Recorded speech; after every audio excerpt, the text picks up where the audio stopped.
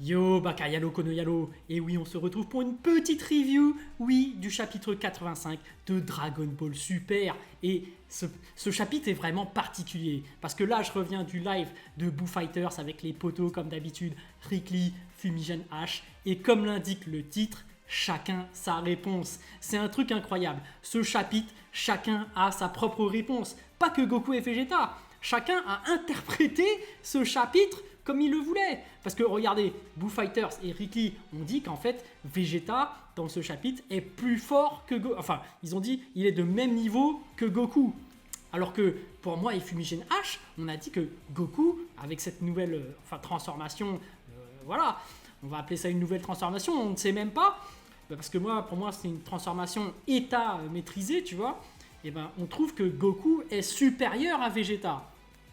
Bon, en l'occurrence, on a bien vu qu'il a fini par battre Gas. Mais j'ai aussi vu sur la toile d'internet qu'il y a énormément de youtubeurs qui n'ont pas compris, notamment DB Times, alors qu'ils sont les grands spécialistes.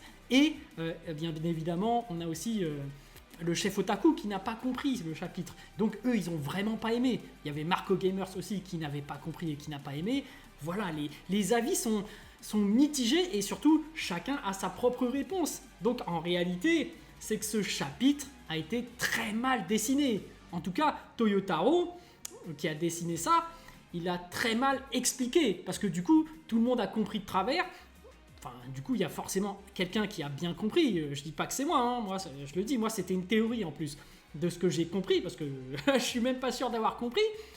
Blue Fighter, ça peut être raison, comme lui, c'est généralement l'oracle, donc a priori, c'est peut-être Vegeta qui est de même niveau que Goku et qui a surtout affaibli Gas. Et du coup, même les grands spécialistes des B-Times et Chef Otaku n'ont pas compris. Donc c'est pour te dire à quel point ils ont mal fait le chapitre, parce que du coup, les gens n'ont pas compris, ou ont compris chacun de leur côté quelque chose. Donc, ouais, ça mérite une mauvaise note pour ce chapitre. Ça mérite une mauvaise note, faut dire ce qui est.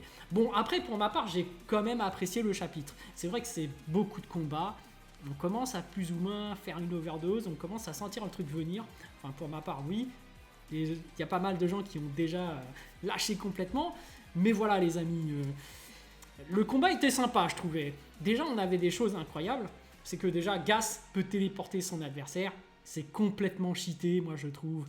Ça veut dire que lorsque Goku fait son Kamehameha, il aurait très bien pu téléporter Vegeta pile dans le Kamehameha, donc ça tuait Vegeta. C'est complètement cheaté de téléporter les autres. Ça, tu te téléportes vraiment dans l'espace, ils meurent asphyxiés, tu te téléportes dans le soleil ou quoi que ce soit. Bon, là, ils sont pas dans le système solaire, mais tu as compris un peu le principe.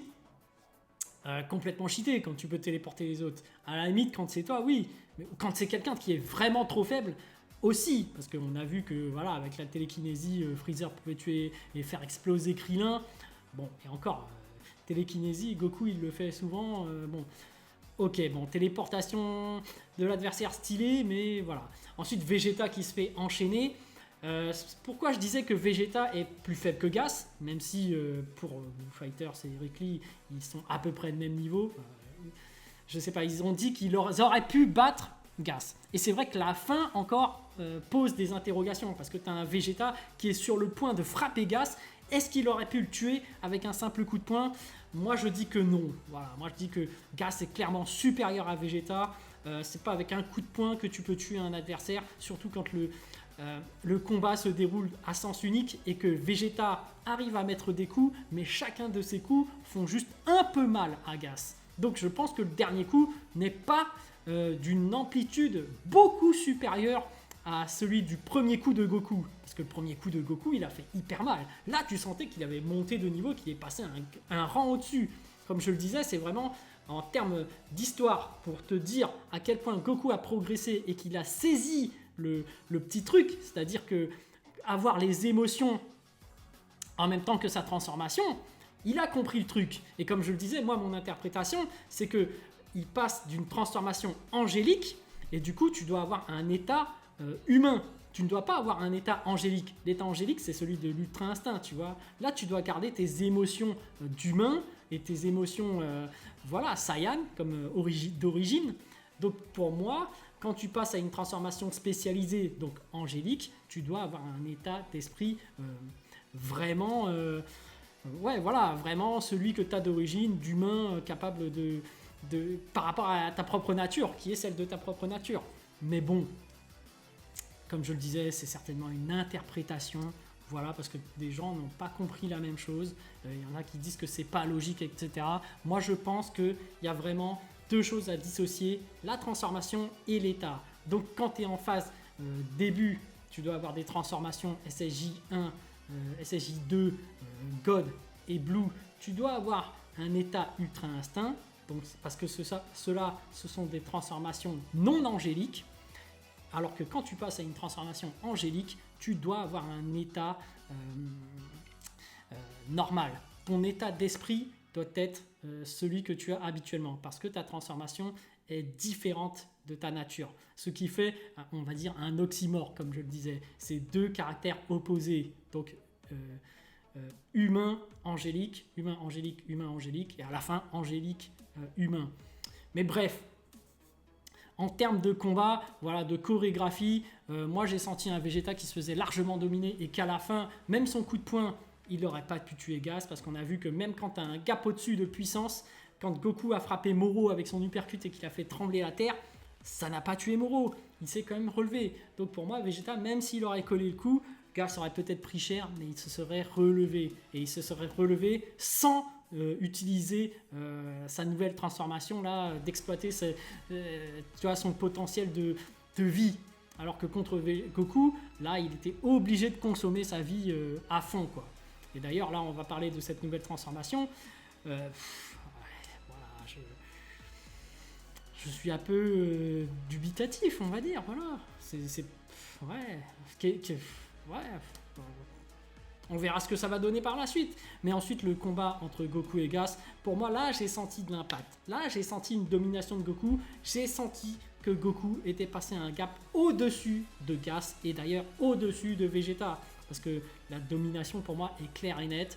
Toyotaro nous a fait comprendre que Goku, grâce à sa nouvelle maîtrise spirituelle, parce qu'on est vraiment dans le spiritualisme dans Dragon Ball Super, j'ai senti que Goku maîtrisait beaucoup mieux, du coup ça s'est ressenti dans la puissance, dans les impacts de ses coups, et c'était à sens unique. Donc pour moi, Gas il se fait éclater, et comme je le disais, moi pour la suite, je prédis, bon forcément la fameuse attaque de Goku qui va faire la même que celle de Bardock dans le TV spécial, la même attaque que Bardock a utilisée contre Gas, vous savez la boule comme ça, là, tac, il va la balancer et éclater Gas. Et ce que je disais, c'est qu'on aura certainement une transformation ultra instinct argenté avec l'état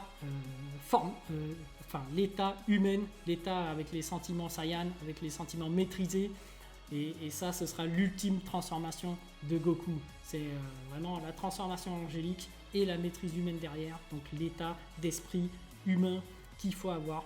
Et donc au final, malheureusement, l'objectif qu'ils visent, j'ai bien l'impression, c'est que quand ils te disent que tu as une transformation angélique et que tu as un état d'esprit humain, c'est qu'au final, quand il aura maîtrisé ça, quand il va se transformer de Blue à Kizashi ou Kizashi à Ultra Instinct argenté, l'Ultra Instinct argenté, il se comportera comme d'habitude. Malheureusement, ce sera une vulgaire transformation puisqu'il ne va plus être là vraiment à esquiver tout ça. Il sera vraiment comme s'il se comportait normalement. Donc au final, c'est juste une transformation classique. Au final, ils nous ont fait toute cette Zumba pour que, au final, voilà, c'est une simple transformation et puis basta.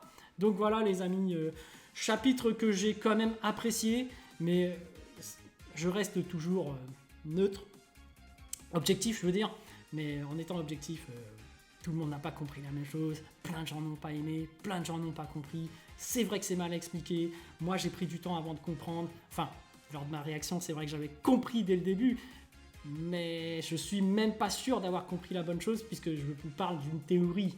Donc les amis, voilà, dites-moi ce que vous avez compris en commentaire, parce que du coup on a tous compris différemment. Moi je suis ouvert à toute explication, parce que voilà, ce chapitre était vraiment compliqué et peut-être que tu as certainement raison, hein. Moi je n'ai pas la vérité absolue, il se peut que je me trompe complètement. Mais voilà les amis, sur ce je vous laisse, à plus, ciao ciao.